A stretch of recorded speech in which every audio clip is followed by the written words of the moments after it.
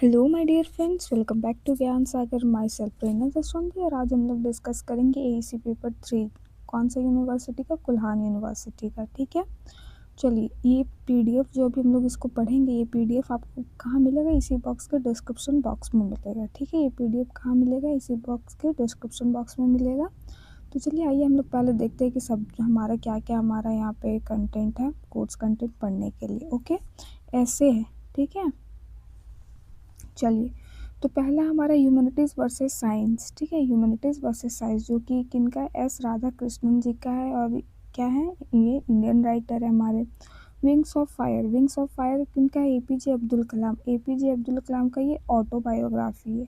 ठीक है, इन्होंने इसमें अपने स्ट्रगल के बारे में बताया, अपने अचीवमेंट्स के बारे में बताया है। ठीक है, कैसे वो कितना वो डिटरमाइन थे, कितना पुअर बैकग्राउंड से थे, सब अभी हम लोग इसमें पढ़ेंगे। ओके, फिर हमारा on the rule of the road. ठीक है, on the rule of the road तो किनका? एजी गार्डनर जी का है। फिर the muse in the machine, तो म्यूज इन द मशीन किनका है भाई? तो जॉन थ्रॉनिल का है। ठीक है, जॉन थ्रॉनिल का है। फिर हमारा है next, Facebook is making us miserable. तो Facebook is making us miserable किनका? डैनियल गुलाटी का, जिसमें बताया कि इतना सोशल मीडिया का ये फैल गया है कि अब हमारे लिए क्या हानिकारक हो गया है। फिर है वन टाइम वन कल्चर, ये किनका है? Sorry, one word one culture किनका है? देखिए इसमें दो लोगों ने मिल के लिखा है, क्या है? पाखेम और जेसिका विलियम्स। ठीक है, फिर है हमारा portion size is the trick, तो ये किनका है? रजनी रमन का है। चलिए अब हम लोग स्टार्ट करते हैं। पहले आपको यहाँ पे वन वर्ड आंसर या वन लाइन क्वेश्चंस देखने को मिलेंगे। ठीक है, चलिए तो पहला क्वेश्चन है, who what is the main purpose of studying literature in language learning. ये आपका पहला तो कोर्स कंटेंट क्यों दिया हुआ है? कोई भी आप लैंग्वेज को लर्न कर सकते हैं। यहाँ पे हम किसको हम लोग लर्न कर रहे हैं? इंग्लिश लैंग्वेज को। ठीक है, तो हमारा मेन पर्पस क्या है भाई? तो इससे हमारा क्या होगा? इम्प्रूव ग्रामर होगा, वोकेबलरी होगा। आप जितना ज़्यादा वर्ड्स पढ़ोगे उतना ज़्यादा आपके दिमाग में वर्ड्स आएंगे, नए नए पता चलेंगे, ये भी एग्जिस्ट करता है ना। फिर आपका रीडिंग स्किल बढ़ेगा, फिर राइटिंग स्किल भी बढ़ेगा। आप जब बहुत ज़्यादा रीड करते हो तो ऑटोमेटिक आपका राइटिंग स्किल्स भी बढ़ जाता है। राइटिंग स्किल्स कहने का ये मतलब नहीं होता कि आप बहुत अच्छे डेकोरेट वे में लिख रहे हो, मतलब उसमें एक क्या बढ़िया ग्रामर हो, उसमें वोकैब हो, अलग अलग वर्ड्स हो। ठीक है, फिर टू में देखिए हमारा क्या है, who is the author of the ऐसे विंग्स ऑफ फायर। तो कौन है भाई? हमारे एपीजे अब्दुल कलाम, जो कि मोस्ट रिस्पेक्टेड साइंटिस्ट और फॉर्मर प्रेसिडेंट भी रहे हैं हमारे।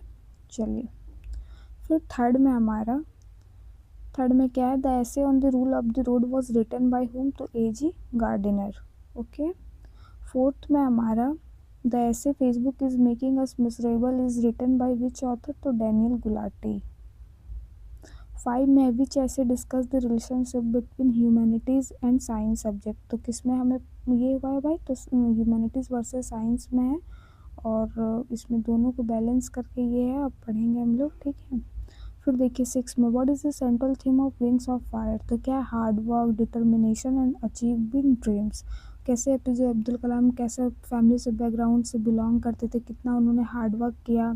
वो पहला उनका बहुत नेचर बहुत क्यूरियस था। क्यूरियस मतलब जानने के लिए इच्छा रखना, है ना। और डिटरमाइन थे, ये नहीं भटक रहे, डिस्ट्रैक्ट हो रहे, और फिर अपना जो यहाँ पे अचीविंग जितना भी उनका रहा वो भी अपना बताएं। ठीक है, फिर 7 में है, in the rule of the hand what does author emphasise, तो किस में वो जोर देना चाहते हैं भाई? तो freedom must be balanced with discipline and rules. तो हमारा फ्रीडम भी, आज़ादी का कहने का ये मतलब नहीं कि आप कुछ भी कर सकते हो, उसमें क्या एक संतुलन जरूर रहना चाहिए, और रूल रेगुलेशन डिसिप्लिन अनुशासन सब उसमें हम लोग को क्या फॉलो करना चाहिए। फिर देखिए 8 नंबर पे हमारा, who wrote the essay the muse in the machine, तो क्या है? जॉन थ्रॉनिल का है। The muse in the machine में क्या बताते हैं कि आज हमारे जो पहले हम समझते थे कि मशीन से पेपर का काम कर सकता है या कुछ और काम कर सकता है, लेकिन अब क्या पता चल गया हमें कि म्यूज़ जो हमारा मशीन है, एआई आर्टिफिशियल इंटेलिजेंस है, वो किसका जगह ले सकता है? ह्यूमन का जगह ले सकता है। कैसे ले सकता है भाई? क्योंकि ये लोग अब साहित्य और पोयम मतलब लिटरेचर में भी और संगीत में भी अपना ये लोग क्या कदम बढ़ा दिए हैं। लेकिन फिर ये जो हमारे थ्रॉनहिल है फिर ये प्रश्न उठाते हैं, ये लिख तो देते हैं, तो क्या ये सचमुच मानवीय संवेदना को समझते हैं, ह्यूमन इमोशंस को समझते हैं? और ये दोनों को बहुत अच्छा बैलेंस करके इसमें बताए हुए हैं। ठीक है, पढ़ेंगे हम लोग आगे। फिर 9 में what topic is mainly discussed in the muse in the machine, तो क्या है, आर्टिफिशियल इंटेलिजेंस एंड टेक्नोलॉजी के बारे में बात हुआ कि कैसे वो अपने अभी साहित्य और म्यूज़िक में भी अपना पैर रख रहे हैं। ठीक है, और यहाँ पे क्या कॉर्पोरेट लर्निंग का भी बात हुआ। कॉर्पोरेट लर्निंग का मतलब कि हम ऐसा नहीं है कि एआई को अब हटा देंगे और वो लिख रहा है हमसे बेटर, इसलिए ऐसे नहीं, क्या करेंगे, एआई और ह्यूमन दोनों का कॉर्पोरेट, दोनों का ये से एक दूसरे के कॉपरेशन से और भी अच्छा हमारा आउटकम आ सकता है। ठीक है, तो ये क्रिटिसाइज़ करने की जगह हमें उसे क्या करना चाहिए, यूज़ करना चाहिए। ठीक है, 10 में देखिए, the essay Facebook is making us miserable talks about what issue, तो ये जो हमारा आर्टिकल है, जो ऐसे है, वो किसके बारे में बात कर रहा है भाई, तो the negative effect of social media on happiness. देखिए, हम लोग एक फ़ोटो डालते हैं, ठीक है, एक फ़ोटो डालते हैं कोई भी, उसमें लाइक रहता है, कमेंट रहता है, आपको 10-12 लाइक मिलता है, 10 ही 12, ज़्यादा नहीं, तो आप बहुत दुख हो जाते हो। ठीक है, 10-12 मिलता है तो बहुत ज़्यादा दुख हो जाते हैं कि ये इसमें तो 10 ही 12 लाइक आया है। आप वही चीज़ अपने ये में कीजिए, अगर रियलिटी में अगर आप घर से निकलते हो, ठीक है, घर से निकलते हो और आपको 10-12 लोग टोक के बोल देंगे कि 6 ही 7 क्यों ना बोल दे, आप बहुत अच्छे लग रहे हो, आप बहुत अच्छे लग रहे हो, बहुत अच्छे लग रहे हो, लाइक वाइक का मतलब क्या होता है, वहाँ कर रहे हैं मतलब उनको अच्छा लग रहा है, अब वो कोई आपको बता रहा है, तो कितना डिफरेंस होगा, ज़मीन आसमान का डिफरेंस होगा कि नहीं, वही 10-12। तो सोशल मीडिया बस क्या एक वर्चुअल वर्ल्ड है जिसमें हम लोग ये करते हैं, उसका क्या बताएं। देखिए 11 देखिए, सही बात बोले कि ना, बताइएगा ज़रूर। विच ऐसे talks about global unity and culture, ठीक है, कौन सा ऐसे यहाँ पे ग्लोबल यूनिटी का बात कर रहा है भाई, तो वन वर्ल्ड वन कल्चर, हमारा क्या है, पूरा विश्व एक ही परिवार है। 12 नंबर में देखिए, what is the key idea of the essay, portion size is the trick, तो क्या है भाई इसका सेंट्रल थीम, तो eating the right amount of food for good health, हम लोग अंधाधुंध दबा के खा लेते हैं तो क्या हो जाता है, वो भी हमारे लिए हानिकारक ही है। 13 में देखिए, what skill is developed by reading literature according to the syllabus, तो यहाँ सब पढ़ने से हमारे में क्या होगा, क्रिएटिव थिंकिंग हमारा क्या होगा, बढ़ेगा, इंक्रीज होगा। ठीक है, डेवलप होगा, और एनालाइज तरीके से हम इसमें क्या कर सकते हैं, सोच सकते हैं एनालिटिकल वे में।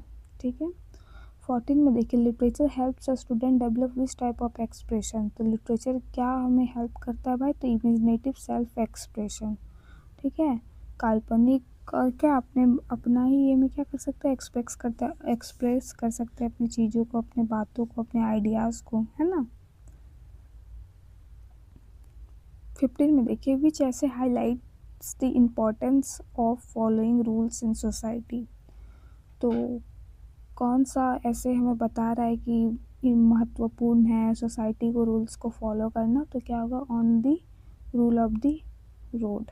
ओके, 16 में देखिए, what does literature help learners understand better, तो लैंग्वेज इन कॉन्टेक्स्ट। 17 में हमारा which essay discuss modern technological intelligence, तो क्या हो जाएगा भाई, कहाँ पे मॉडर्न टेक्नोलॉजी और इंटेलिजेंस का बात हुआ है, the muse in the machine. आपका इसका स्ट्रक्चर पता है ना, शायद 10 क्वेश्चन रहेगा, रुकिए एक बार हम आपको दिखा देते हैं। यहाँ देखिए कैसा रहेगा फॉर्मेट, पहले क्या होगा, 10 MCQ रहेगा, ठीक है, 10 तो, फिर 5 दूनी 10 रहेगा, 2 क्वेश्चन अटेम्प्ट करना है आपको, उसके बाद 3 क्वेश्चन अटेम्प्ट करना है। ओके, तो ये स्किप करके आप ये नहीं कि हाँ भाई लॉन्ग में चले जाएंगे, इसको भी देखना है। फिर 18 में देखिए, the book of the wings of fire mainly about whose life, तो APJ अब्दुल कलाम के बारे में है। 19 में which skill of the 21st century does this syllabus aim to promote, यहाँ पे क्या प्रमोट करने खोज रहे, सब सारा जो हम लोग पढ़ रहे हैं ऐसे ये सब तो हमारे क्रिटिकल थिंकिंग को ये लोग प्रमोट करना चाहते हैं। ठीक है, 20 में हमारा विच ऐसे wants about the emotional impact of social networking site, तो क्या Facebook is miserable making us miserable. ठीक है।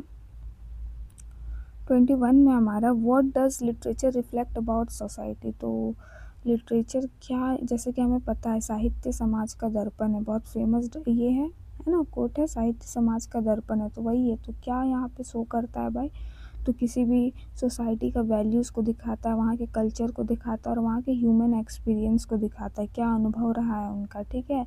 कुरीति नॉट ओनली मतलब खाली अच्छा चीज़ को, क्या किसी का साहित्य पढ़ के आप पता लगा सकते हो कि उसका रीति रिवाज क्या है, उसका वैल्यूज़ क्या है, उसका मोरल इथिक्स क्या है कि नहीं। तो वही बता रहा है। तो 22 में देखिए, what is encourage through literature according to the course outcome. तो यह पढ़ने के बाद हमारा क्या क्या चीज़ हमारा आउटकम बढ़ेगा भाई, क्या इनकरेज होगा, तो self assessment for self development, खुद का मूल्यांकन करिएगा। ठीक है, किसके लिए, खुद के विकास के लिए, खुद के डेवलपमेंट के लिए। ठीक है। 23 विच essay discuss balance global culture. तो किसमें ये सामंजस्य बैठाने खोज रहा भाई, तो वन वर्ल्ड वन कल्चर पे। तो 24 में हमारा रीडिंग ऐसे helps improve which language ability. तो रीडिंग कंप्रीहेंशन। 25 में है विच ऐसे focus on academic discipline and there differences. तो ह्यूमैनिटीज वर्सेस साइंस में। 26 में व्हाट डज द ऐसे अबाउट फूड पोर्शन एम्फसाइज। तो किसमें फूड पोर्शन का बात किया गया है भाई, कि जितना जितना अमाउंट का खाएंगे वो डिपेंड करता है हमारे गुड हेल्थ में। तो हेल्थी ईटिंग हैबिट्स।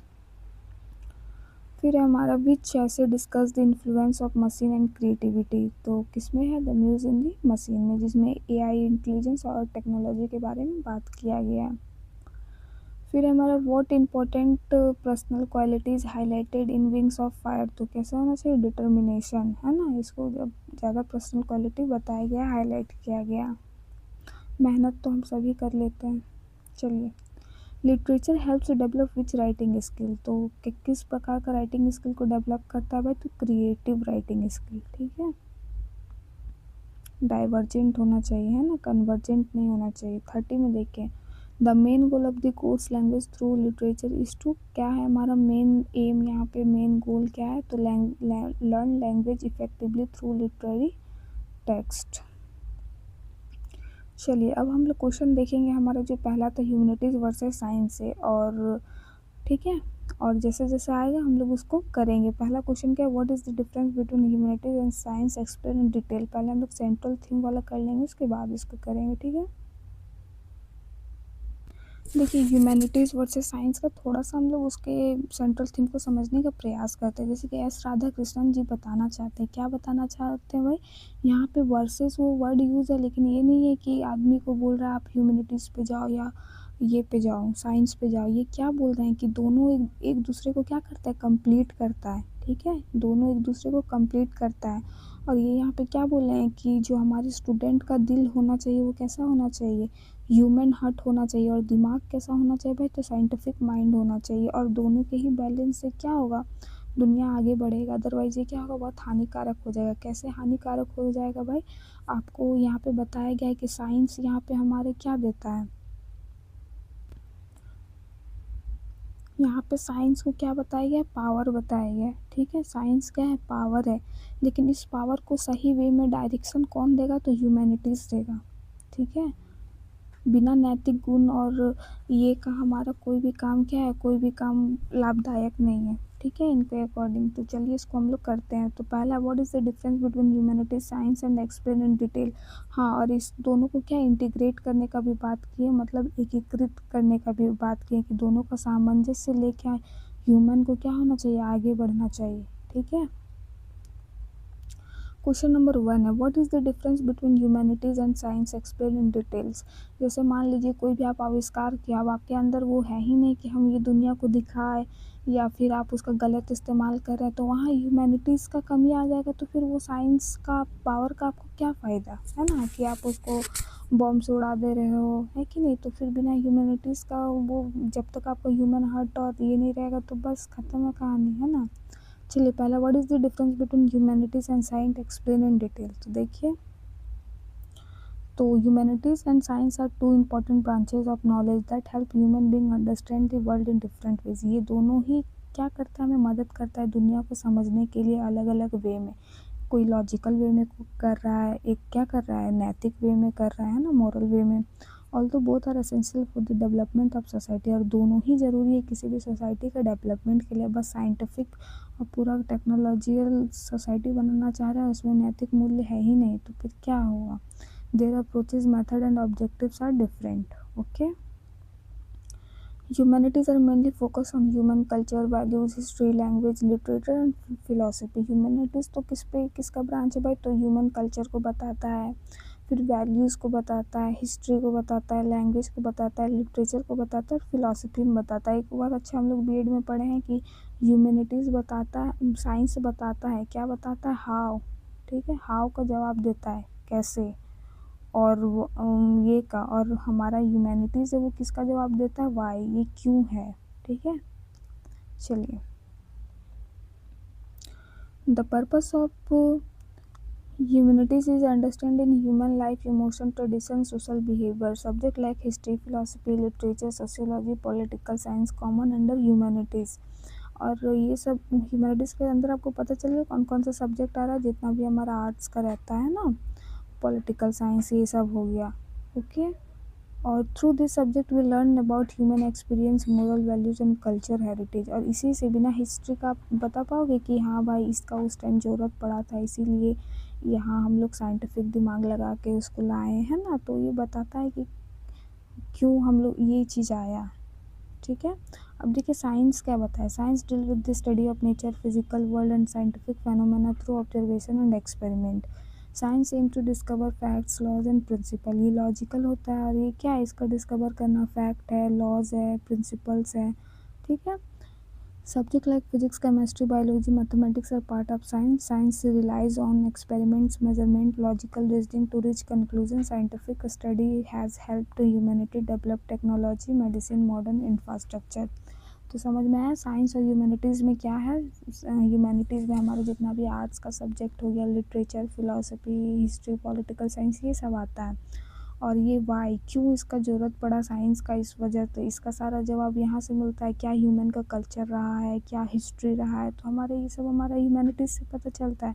और साइंस क्या बताता है, लॉजिकल रीजनिंग देता है, प्रिंसिपल देता है, नेचुरल वर्ल्ड को एक्सप्लोर करता है कि नहीं। तो देखिए, however both humanity science and equally important for progress of civilisation. और दोनों में से क्या, दोनों ही आवश्यक है। आप ये नहीं सोचिए कि हाँ हिस्ट्री पढ़ के क्या फ़ायदा, हिस्ट्री तो अब काम का नहीं है ना, तो उससे आप कैसे पता चलाओगे कि हमारा सिविलाइजेशन प्रोग्रेस में है कि डी प्रोग्रेस में है कि नहीं। Science improves our physical life by developing technology. हमारे फिजिकल लाइफ को क्या करता है, अभी गर्मी लगेगा तुरंत एसी ऑन कर देंगे, ये क्या कर रहा है, डेवलप कर रहा है। While medicine, while humanities improve our social and cultural life. और ह्यूमैनिटीज़ क्या कर रहा है, हमारा सोशल लाइफ और कल्चरल लाइफ को क्या कर रहा है, समझा रहा है, पढ़ा रहा है ना, और इनकलकेट करना चाह रहा है मोरल वैल्यूज़। ठीक है, चलिए।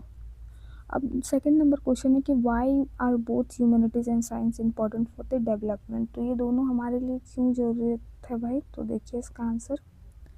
Human society develop through knowledge, creativity, innovation, ethical understanding. ठीक है, ह्यूमन सोसाइटी कैसे डेवलप हो रहा है, नॉलेज के थ्रू, क्रिएटिविटी के थ्रू, इनोवेशन, नवाचार, नई चीज़ के थ्रू, है ना, फिर एथिकल अंडरस्टैंडिंग के through. Both humanities and science plays a crucial role in shaping a balanced and progressive society. और किसी भी प्रोग्रेसिव सोसाइटी के लिए ह्यूमैनिटीज़ पीछे का हमारा जो है पार्ट है, और पॉलिटिकल हो गया, हिस्ट्री हो गया, लिटरेचर, साहित्य हो गया, है ना, और इधर हमारा टेक्नोलॉजी वर्ल्ड, दोनों ही क्या है, बैलेंसली क्या करता है, शेप कर रहा है हमारे सोसाइटी को। ठीक है, चलिए। Technology advancement, humanities contribute moral and cultural values. तो ये हमारे मोरल वैल्यूज़ और कल्चरल वैल्यूज़ का भी डेवलपमेंट है। हम सीख रहे हैं कि कैसे कहाँ बिहेव करना चाहिए, है ना, क्या सही है, क्या गलत है ना। Science has transformed the modern world through remarkable discoveries and inventions. Scientific knowledge has led to the development of electricity, computer, internet, transportation, medicine, many other technologies make human life easier and more comfortable। भी अभी हम science को बोल देंगे कि हाँ science में ज़्यादा ह्यूमैनिटी ज़रूरी है, तो अभी आप बैठ के जो मोबाइल में देख रहे हो वो भी नहीं रहता है कि नहीं, तो दोनों ही ज़रूरी है। ओके, और इन्होंने बहुत अच्छे बैलेंस वे में दोनों चीज़ को बताया। For example, medical science has discovered treatment and vaccine that are save millions of life, engineering and technology has improved communication transportation system, making world more connected than even before. और पहले से ज़्यादा हम लोग कनेक्टेड फील करते हैं। अभी एक फ्रेंड रिक्वेस्ट में हम दिल्ली का ये हो जाएगा, दिल्ली से कनेक्ट हो जाएंगे, है कि नहीं, वहाँ के बारे में जानने लगेंगे। तो कितना फास्ट हो गया है, आप देख सकते हो। However, technological advancement alone cannot ensure the well-being of society। अब सिर्फ टेक्नोलॉजिकल एडवांसमेंट कर देंगे तो फिर भी नहीं फ़ायदा है, कोई ये नहीं है। Humanities provide the moral and culture foundation of the guide how scientific knowledge should be used. और हमारा ह्यूमैनिटीज़ हमें ज्ञान देता है कि कैसा हमारा जो टेक्निकल या साइंटिफिक नॉलेज है वो कहाँ कैसे यूज़ करना चाहिए, ठीक है। Humanities teaches values such as compassion, justice, responsibility, respect for human dignity. ये हमें बताता है कि हम कहाँ किसका सम्मान करना है, कहाँ किसे सज़ा देना है, कहाँ किसे न्याय देना है कि नहीं, ये सब के बारे में बताता है। किसके थ्रू बता रहा है भाई, तो हमारे जो लिटरेचर अभी पढ़ रहे हैं, आप ही ये चीज़ पढ़ रहे हो तो आपको कुछ यहाँ पे सीखने को मिल रहा है कि नहीं, कुछ प्रेरणा मिल रही है कि नहीं, तो ये है, ठीक है। बड़ा बड़ा क्वेश्चन है ना, देखिए। Humanities also help develop communication skill, critical thinking, creativity. These abilities are essential for leadership, education, governance, social development. For example, leader, teacher, policy maker need knowledge of humanities to understand society to make fair decision। और ये इनको पढ़ने की आवश्यकता है government को, ताकि क्या फेयर डिसीजन बना सके, ओके। और हमारा ह्यूमैनिटीज़ है, किसको प्रिजर्व करके रखा हुआ है, कल्चर को रखा हुआ है। आप पढ़ाई के थ्रू ही अपने कल्चर को जान पाते हैं, ऐसा तो नहीं है ग्रामीण के जैसे कि आप अभी लोकगीत चलेगा उससे आप जानोगे, तो वो सब क्या हो गया, बहुत कम हो गया है। थ्रू टेक्स्ट बुक ही हम लोग अब क्या कर रहे हैं, जान पा रहे हैं ना। Without humanity society would loss it identity and culture heritage. और विदाउट ह्यूमैनिटीज़ के बिना हम याद ही पहचान ही नहीं पाएंगे कि ये हमारा कल्चर है कि चाइना का है कि नहीं। इसीलिए हमारे क्या देयरफॉर हेल्दी सोसाइटी हमें क्या है, दोनों की आवश्यकता है, ठीक है, ह्यूमैनिटीज़ और साइंस के भी। होप आप लोग को अच्छे से समझ में आ गया होगा। अब discuss the relationship between humanities and science in modern education. तो आप दोनों का रिलेशनशिप बताना, वही सेम चीज़ आपको आप लिख सकते हो कैसे कि पहला बात बताओगे कि ह्यूमैनिटीज़ क्या है, साइंस क्या है, फिर दोनों का क्या बताओगे, रिलेशनशिप बताओगे कि दोनों बैलेंस वे में काम होगा, तभी किसी भी सोसाइटी का क्या हो सकता है, प्रोग्रेस हो सकता है। वही सब लिखना है और कुछ नहीं लिखना है, ठीक है। चलिए नेक्स्ट क्वेश्चन है, describe the early life of APJ Abdul Kalam as presented in Wings of Fire. तो चलिए देखते हैं हमारे एपीजे अब्दुल कलाम का कैसा रहा था प्रारंभिक जीवन, ठीक है। बाद में तो वो बहुत, चलिए। The book wings of fire is autobiography of doctor APJ Abdul Kalam. पहला चीज़ आपको पता चल गया, ऑटोबायोग्राफी। बायोग्राफी और ऑटोबायोग्राफी में क्या अंतर है, अभी हम अब मेरा नाम प्रेरणा, अपनी कहानी हम खुद लिखेंगे तो वो क्या कहलाएगा, ऑटोबायोग्राफी। और अभी आप हैं, एक बच्चा है, अब आपके बारे में हम लिख रहे हैं, that will called what, biography, ठीक है। चलिए, one of the most respected scientist and former president of India, in this book he narrates the story of his childhood. और इसमें आप क्या बताया, अपने चाइल्डहुड को बताया, अपने स्ट्रगल्स को बताया, अपने एजुकेशन को बताया और अपने अचीवमेंट्स को बताया, ठीक है। His early life is powerful example of determination, discipline and hard work, ठीक है। तो इनका क्या है, पावरफुल एग्जाम्पल है कि हम लोग ऐसा मतलब है कि पुअर फैमिली से बिलोंग करते हैं, पुअर बैकग्राउंड से बिलोंग करते हैं तो आप आगे नहीं बढ़ सकते हैं, ठीक है। चलिए, APJ Abdul Kalam was born on 15 October 1931। कब वो जन्म लिए थे, 15 October 1931 in Rameswaram, a small town in Tamil Nadu. His family was not wealthy, मतलब समृद्ध परिवार नहीं थे, गरीब परिवार थे, but they were respected in the community.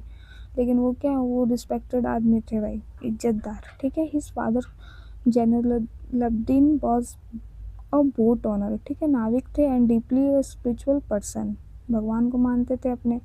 Although he had little formal education he possessed great wisdom and strong moral values. Kalam, और वो थोड़े से पढ़े लिखे भी थे, ठीक है। इसीलिए पढ़े लिखे माँ बाप होना जब बहुत ज़रूरी है, तभी शिक्षा को क्या समझ सकते हैं, पहले का ये में, ठीक है। Ashiamma was a kind and generous women who always supported her child. और ये अपनी माँ कैसा इनका नेचर था, अपने बच्चों को सपोर्ट करना, उन्हें आगे बढ़ते हुए देखना। ठीक है। As a child Kalam was very curious and hard working. Curious मतलब किसी भी चीज़ की जानने की इच्छा रखता था, हार्ड वर्किंग तो जानते हो। He developed a deep interest in science and learning from early age. और उनको बहुत शुरू से ही क्या था, इंटरेस्ट है किसमें, साइंस में, विज्ञान में। ओके। और वो उन्होंने पढ़ना बहुत जल्दी स्टार्ट कर दिया था, अर्ली एज में ही। However because of financial difficulties he had to work while studying. और वो पढ़ते वक्त भी क्या करते थे, काम करते थे, क्योंकि वो फाइनेंशियल कंडीशन तो अच्छा नहीं रहता था। He used to distribute newspaper in the morning to support his family. और अपने फैमिली को सपोर्ट करने के लिए, पैसा देने के लिए सुबह सुबह क्या बेचते थे, न्यूज़पेपर बेचते थे। And to pay for his education, this experience taught him the values of responsibility and discipline। और ये इन्हें सिखाया कि क्या होता है भाई रिस्पॉन्सिबिलिटी, और ये पैसा दे के कमा के पढ़ना, है ना। Kalam was inspired by many teacher during his school life. और वो अपने स्कूल में भी क्या बहुत सारे टीचर्स से क्या थे, प्रेरित थे। On off his science and teachers encouraged him to develop an interest in flying machine and aeronautics. मतलब फ्लाइंग मशीन तो आप जान रहे हो, है ना, एयर स्पेस वाला जितना भी उड़ने वाला हो गया। This inspiration played a significant role in shaping his future career as an aerospace scientist. और स्कूली टाइम से उन्हें उनके टीचर ने उन पे क्या ये कर दिया था कि हाँ ऐसे ऐसे होता है, फ्लाइंग मशीन के में उनके अंदर क्या इंटरेस्ट जगा दिया था। फिर वो वही उसी को प्रेरणा मानकर उसी को परस्यू किए आगे, और क्या बन गए, एक अपना करियर किस में बना लिया, एरोस्पेस साइंटिस्ट में। डिस्पाइट फेसिंग मैनी चैलेंजेस, कलाम नेवर लॉस्ट होप। इतना सारा चैलेंजेस आने के बाद भी उन्होंने कभी क्या किया, निराशा को हाथ लगने नहीं दिया। He believe that dedication and preservation could to help a person to overcome any difficulty. और क्या डेडिकेशन रहेगा तो आप कोई भी सिचुएशन से क्या कर सकते हो, ओवरकम कर सकते हो। His early life shows how humble beginning can lead to extraordinary success. और आपका अगर शुरुआती अच्छा है, हम्बल है आप, तो क्या एक एक्स्ट्रा ऑर्डिनरी बहुत ज़्यादा, जितना आप सोच नहीं सकते उससे भी ज़्यादा आपको मिल जाएगा, अगर आप डिसिप्लिन के साथ चल रहे हो, डिटरमाइंड हो तो, है ना। चलिए हो गया। अब देखिए नेक्स्ट क्वेश्चन है, how does the wings of inspire the young people achieve their dream. तो इसमें उसका उनका कहानी लिख देना है कि कैसे वो न्यूज़पेपर बेचते थे, फिर उनका कंडीशन भी उतना अच्छा नहीं था, फिर भी वो अपने क्या कि लॉस, होप को लॉस नहीं होने दिए। चलिए एक बार इसको भी पढ़ लेते हैं। How does Wings of Fire inspires young people to achieve their dreams. I think ये इतना ज़्यादा इंपॉर्टेंट नहीं है, तो ये आप अपने हिसाब से लिख दीजिएगा। यहाँ आपको कहानी पता चल गया ना, तो ठीक है। प्रिजर्वेंस होना चाहिए, डिटरमाइन होना चाहिए, है ना। सपना होता है ना, सपने वो नहीं जो सोते हुए देखते, सपने वे होते हैं जो हमें सोने नहीं देते। सारा इन्हीं का है। ओके। चलिए ये वाला कर लेते हैं। Discuss the values and lesson that can be learn from wings of Fire. तो क्या क्या हम सीख सकते हैं, सारा क्वेश्चन एक ही जैसा है, आपको सेंट्रल थीम पता चल गया ना, तो आप लिख सकते हो। तो चलिए यहाँ से हम लोग लिखते हैं भाई। तो the autobiography Wings of Fire by APJ Abdul Kalam is not only a record of his life journey but also book full of valuable lesson and moral values। ये सिर्फ किताब नहीं है जिसमें रिकॉर्ड है कि हाँ एपीजे कलाम का, अब्दुल जी का जन्म हुआ था, एक साइंटिस्ट है। यहाँ पे मतलब इतने लोगों को इंस्पायर करने की उसमें क्षमता है कि आप भी पढ़ने के बाद आपको भी पता चलेगा। ठीक है। It teaches readers many important principle that can guide them achieving success in living a meaningful life. और ये क्या करते हैं, उनका बुक एज अ गाइडर का काम कर रहा है, हमें क्या दिशा दिखाने के लिए यंग पीपल को। One of the most important lesson from the book is the value of hard work. और यहाँ से हम सबसे ज़्यादा सीखने को क्या मिलती है कि वैल्यू ऑफ हार्ड वर्क। अगर आप मेहनत कर रहे हो तो आपका क्या है, आपका एक्स्ट्रा ऑर्डिनरी सक्सेस है, सक्सेस से भी ज़्यादा, है ना। Kalam's life demonstrate that success is not achieved easily. ठीक है। इन्होंने क्या बताया कि सक्सेस ऐसा नहीं कि आपको तुरंत मिल जाएगा, बहुत कुछ करना पड़ता है। He work tirelessly to pursue his education and career despite financial difficulties.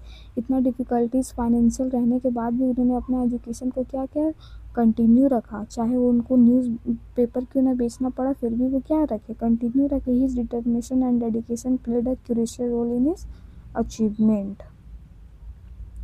एक चीज़ तो हमें पता चल गया कि हार्ड वर्क करना है। ठीक है। फिर देखिए दूसरा इंपॉर्टेंट क्या है, The book is humility. Even after achieving great success as a scientist and later becoming a president of India, Kalam remained humble and simple. जैसे कि आपको कभी उनके वीडियो देखने को मिलता है तो कितना वो हम्बल थे, कितना डाउन टू अर्थ थे। इतना सक्सेस पाने के बाद भी, इतना फॉर्मर प्रेसिडेंट वो रह चुके थे, फिर भी उनके जीवन में क्या सिंप्लिसिटी कहीं नहीं गया एकदम। वो तो वही है, हमेशा डाउन टू क्या होना चाहिए, अर्थ रहना चाहिए हमें। ओके, फिर देखिए the book also teaches the importance of perseverance. Kalam faced several failures during his scientific career, specially in the development of India space and missile programme. However, he never allowed these failures to discourage him। और बहुत सारा ऐसा भी हम लोग देखे हैं, जब क्या हुआ था, इंदिरा गांधी का टाइम था तो बहुत बार फेल भी हो गए थे। सैटेलाइट घूमता था और बहुत बार फेल भी हुए, फिर ना वो अंडरग्राउंड जाके वो लोग बनाए थे। बहुत अच्छा है, आप पढ़िएगा उसको ज़रूर।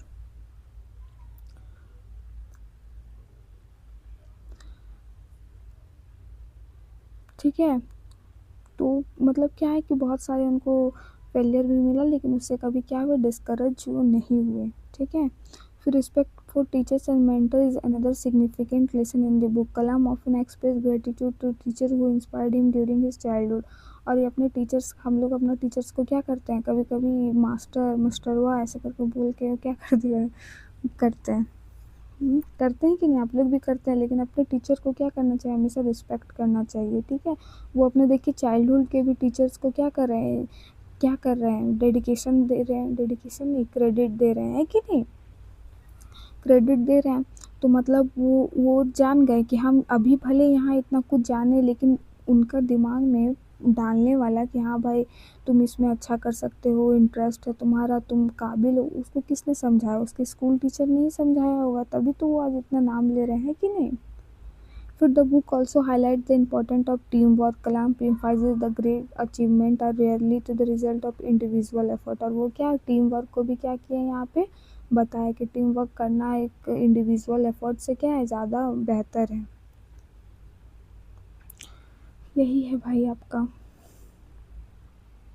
अब हमारा नेक्स्ट क्वेश्चन क्या है, explain the central idea of the essay on the rule of the road. तो देखिए भाई क्या है, the essay on the rule of the road, A.G. Gardiner explain the relationship between freedom and discipline in society। इसमें इन्होंने क्या बताया, relationship को बताया, किसमें, तो फ्रीडम का और डिसिप्लिन और इन सोसाइटी का, अनुशासन से रहना और उन सोसाइटी के रूल रेगुलेशन को फॉलो करना है कि नहीं। The author uses a simple example from everyday life to explain a very important social principle. और उन्होंने एक दैनिक जीवन से ही एक ऐसा एग्जाम्पल उठाया जो कि क्या है, बहुत पावरफुल प्रिंसिपल है किसका, एक सोसाइटी में रहने के लिए। Freedom is valuable only when it respect the freedom of others. जब हम फ्रीडम कब वैल्यूबल है, कब उसका ये है वैल्यू है, जब वो रिस्पेक्ट करे क्या, किसी अदर के फ्रीडम का। सही बात है भाई। Gardner begin the essay by describing an incident where a young woman was walking in the middle of the road. और ये इन्होंने कहाँ से डिस्क्राइब किया है, एक यंग वुमेन है जो कहाँ चल रही है, रोड के बीचों बीच चल रही है। तो देखिए, instead of the pavement, a policeman asked her to move to the pavement, but she argued that she had the freedom to walk wherever she liked। और वो क्या बोल रही है कि वो हटने के बजाय उसको एक पुलिस हटा रहा है, लेकिन वो क्या बोल रही है, वो आर्ग्यू कर रही है कि नहीं, हमें क्या है, फ्रीडम है कहीं भी चलने का, हम जहाँ सी लाइक्ड मतलब जहाँ भी वो पसंद है, जहाँ भी वो उसको चलना है, वो क्या करेगी, चलेगी। The author uses this situation to show that all the people enjoy freedom in democratic society, this freedom can not be unlimited. और ये क्या है भाई, ये इस फ्रीडम को इसने क्या गलत रूप से ले लिया है कि नहीं। The main idea of the essay is the freedom must be balanced with the social responsibility. ये नहीं है कि आपका क्या है, कुछ सोशल रिस्पॉन्सिबिलिटीज है, ड्यूटीज़ है, आप उसको करते हुए आपका ही फ्रीडम है उसमें। अदरवाइज फ्रीडम का भी कोई नाम नहीं रह जाएगा अगर आप जो मन सो करने लगोगे, है ना, और बैरियर लग जाएगा। आप इफ़ एवरी पर्सन, देखते हो हम लोग घर में अगर मान लीजिए कभी कभी बहुत ज़्यादा घर वाला छुट मतलब थोड़ा सा हमें ढील दे देता है कि हाँ भाई जाओ दोस्त के पार्टी में चले जाओ, एक दिन गए, 2 दिन गए, बोलेंगे डेली डेली शाम को जाएंगे, तो फिर क्या करेंगे, वही फ्रीडम वो देने के बाद पछताएंगे, रिग्रेट करेंगे, और हमें क्या करेंगे, डेली के लिए मना कर देंगे। जो हम लोग सप्ताह में एक दिन अगर जा सकते थे तो वो भी अब क्या होगा, नहीं जा सकते हैं, है ना। चलिए, if every person instead on doing what ever they wished without considering others, society would become है ना, chaotic मतलब क्या है कि अगर हर आदमी अगर चाहेगा जो उनको करना है वो करेगा तो कितना बड़ा विनाश हो जाएगा, होगा कि नहीं। तो इसीलिए सोशल सोसाइटी बहुत ज़रूरी होता है कि नहीं, जो हमें कंट्रोल में रखता है। चार लोग क्या कहेंगे is also very important thing. Okay, इसी के कारण आप थोड़ा क्या रहते हो, डरे सहमे रहते हो, अदरवाइज खुले आप सांड टाइप में कुछ भी करोगे। चलिए, if everyone decided to drive on the side of the road they like, the traffic accident would increase and public safety would be endangered. अगर सब वैसे ही चाहेगा तो क्या होगा, ट्रैफिक एक्सीडेंट होगा बहुत सारा। Therefore the rules of the road exist to protect everyone, this rule do not restrict freedom. ठीक है, instead they make freedom possible by maintaining order and safety. By following these rules individual respect the right safety to the member of the society. Gardiner further explained that civilization depends on discipline and mutual respect. हमारा जो सभ्यता है वो किस पे depend करता है, अनुशासन और म्यूचुअल रिस्पेक्ट में, है ना। The true meaning of freedom is not selfish independence. बस आपको फ्रीडम का मतलब वो नहीं है कि आप मुझे स्वार्थी टाइप में आपको जो आपके लिए सही होगा बस वही करो, आपको अदर का भी देखना होगा। But the ability to live in peacefully with others while respecting their rights, social laws and rules help maintain harmony, prevent disorder. और इसके बजाय जब आप सोशल रूल्स को फॉलो करते हो, रिस्पेक्ट करते हो अदर का, तो आपका जीवन और भी ज़्यादा शांति और ऑर्डरफुल रहता है। ठीक है, चलिए नेक्स्ट क्वेश्चन है, how does AG Gardiner explain the relationship between liberty and the law in the essay. तो उसको आप कर लीजिएगा। ठीक है,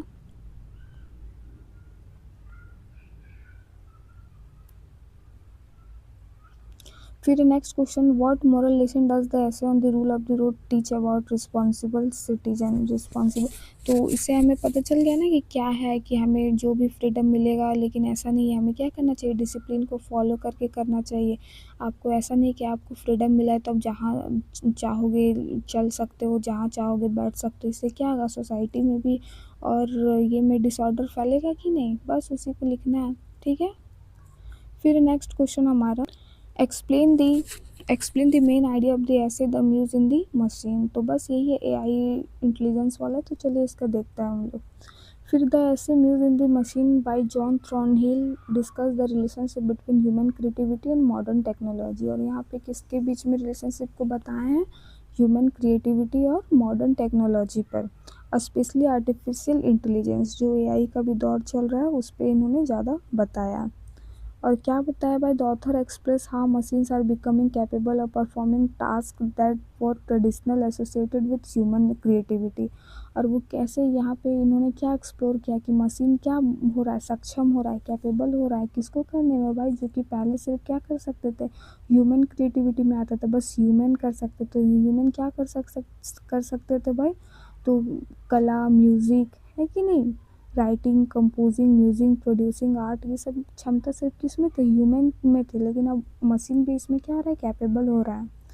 the central idea that essay is that technology is increasingly influencing creative process in modern world. Computer and artificial intelligence are able to analyse large amount of information and generate creative output.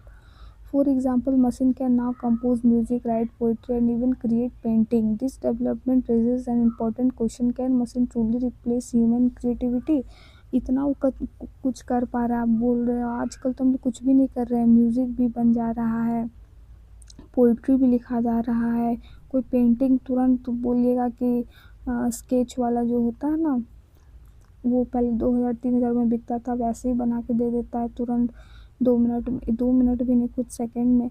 तो ये क्या है सही में। और उसके बाद poet को अब टेंशन होने लगा और वो पूछ रहा है, क्वेश्चन रेज कर रहा है, क्या पूछ रहा है कि सही में क्या मशीन रिप्लेस कर देगा ह्यूमन क्रिएटिविटी का। भाई ये तो बस ह्यूमन में पहले कैपेबिलिटी था, क्या अब इसको रिप्लेस कर देगा, ऐसे इसमें क्या है, क्वेश्चन आ रहा है इनके मन में। Thornhill argued that although machine can assist creativity, they cannot fully replace human imagination and emotional depth. भले वो बना सकते हैं लेकिन क्या उनका काल्पनिक शक्ति और इमोशनल जो मानवीय संवेदना है वो उनमें नहीं है ना। Creativity is not about reproducing something, और मशीन क्या कर रहा है, प्रोड्यूस कर रहा है, इमोशनलेस प्रोड्यूस कर रहा है, लेकिन ह्यूमन में क्या है, उसमें जान डालने की, प्राण डालने की शक्ति किसमें, सिर्फ ह्यूमन में है। It also involves emotion, experience, culture, understanding. These qualities are deeply connected with human consciousness and personal life experience. हम अगर कुछ लिखते हैं तो कुछ अनुभव से लिखते हैं, कुछ अपने एक्सपीरियंस वही हुआ, कुछ कल्चर से लिखते हैं, तो ये सब उसको पता नहीं, बस लिख दे रहा है बिना इमोशंस का। ठीक है। The essays also explain how technology can support human creativity rather than complete with it. For example, artists, musicians, writers often are digital tools to improve their work. और अब ये क्या बोल रहा है अब क्या बोल रहा है कि अब चलो, हाँ ठीक है, वो भी प्रोड्यूस कर रहा है, तुम भी कर रहे हो, तो क्या करो, कॉर्पोरेट लर्निंग करो, दोनों मिल के करो, ये इसमें बताया गया ताकि ज़्यादा इफ़ेक्टिव होगा। ठीक है। फिर क्या ऑथर इंपॉर्टेंट पॉइंट हाईलाइटेड ऐसे is the collaboration between human and machine. ठीक है, उसमें फिर बोलता है कि कोलैबोरेटिव लर्निंग होना चाहिए। चलिए, फिर next question, how does modern technology human creativity according to John Thornhill. ये पढ़ लीजिएगा, एकदम समझ में आ जाएगा, कोई दिक्कत नहीं आएगा। Next question, discuss the relationship between human imagination and machine as described in use in the machine. तो इसमें हम लोग क्या, ह्यूमन इमेजिनेशन, ह्यूमन क्या अपने कल्चर को, अपने हेरिटेज को पढ़ के, समझ के, एक्सपीरियंस करके अपने अनुभव को लिखता है, और मशीन क्या बस उसको प्रोड्यूस कर रहा है, उत्पाद कर रहा है ना, उसी चीज़ को लिखना है। चलिए, next question, explain the central argument of the essay Facebook is making us miserable. तो ये क्वेश्चन तो आपसे हो जाएगा नेक्स्ट वाला अगर पढ़ेंगे तो। ठीक है, समझ में सारा आ जाएगा, ऐसा कुछ नहीं है कि समझ में नहीं आएगा, एक बार सेंट्रल थीम जब पता चल जाता है तो समझ में आ जाता है। चलिए, ये वाला क्वेश्चन करेंगे हम लोग। How does social comparison on Facebook affect people's happiness according to Daniel Gulati. कैसे वो हमारे हैप्पीनेस को अफेक्ट कर रहा है भाई, तो चलिए देखते हैं। Daniel Gulati explained his essay, one of the main reason social media, ठीक है, कैन मेक पीपल अनहैप्पी। कैसे अनहैप्पी, वो तो हमें खुश करता है भाई, रील देखते हैं बहुत मज़ा आता है कि नहीं। तो देखिए क्या हो रहा है, tendency for social comparison. Social comparison refers to the process by which individual evaluate their own lives by comparing themselves with other. और हम लोग यहाँ पे क्या बोल रहे हैं कि हम लोग कंपेयर करने लगते हैं दूसरे का स्टेटस देख के, और जो हमें क्या करता है, दुखी कर देता है कि नहीं, लगता है भाई उसके पास तो ये है वो है, हमारे पास कुछ नहीं है। देखिए, on Facebook users usually share positive and successful moment for their lives. हम लोग हमेशा अपना पॉजिटिव, नेगेटिव नहीं, मतलब इमोशनल चीज़ भी करते हैं। ठीक है, और अपना सक्सेसफुल, अपने अचीवमेंट को लगाते रहते हैं स्टोरी बार बार, और एक दो को दोस्त को भी मेंशन कर देते हैं ताकि उसका भी दोस्त लोग देखे, करते हैं ना। This may include photographs of vacation, career achievement, party, celebration और पर्सनल माइलस्टोन, है ना, ये सब हम लोग सबका डालते हैं। Since people rarely share their struggle, failure और एवरीडे डिफ़िकल्टीज़। जो कि जो डेली स्टेटस लगाता है और जो नहीं लगा रहा है वो क्या है, आप लोग देखते होंगे कि स्टेटस लगाने वाले का दिमाग अलग चलता है, लेकिन हम लोग अपना स्ट्रगल को लगाते हैं कि आज हमको इसके लिए मेरे पापा मारे, या ये फेलियर हुए, आज हमको कम नंबर आया, ये सब लगाते हैं, नहीं लगाते। अपनी डिफ़िकल्ट या पॉजिटिव चीज़ों को ज़्यादा लगाते हैं।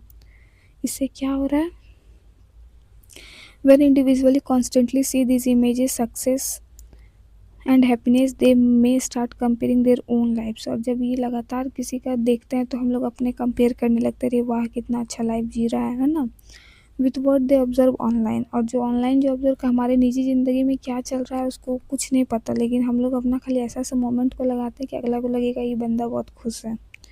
This comparison can lead to feeling inadequacy or dissatisfaction. People may feel that others are more successful, happier and more social active than they are. इससे क्या लगेगा कि वो ज़्यादा सक्सेसफुल है मेरे से।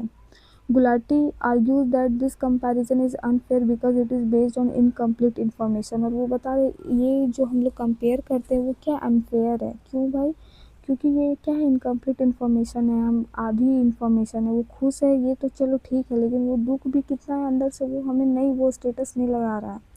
Social media post represent only selected moments rather than one complete reality of persons life. हम लोग बस सेलेक्टेड मोमेंट का लगाते हैं भाई, जो अच्छा लगा, जो ख़राब लगा, पूरा लाइफ का तो नहीं लगाते हैं।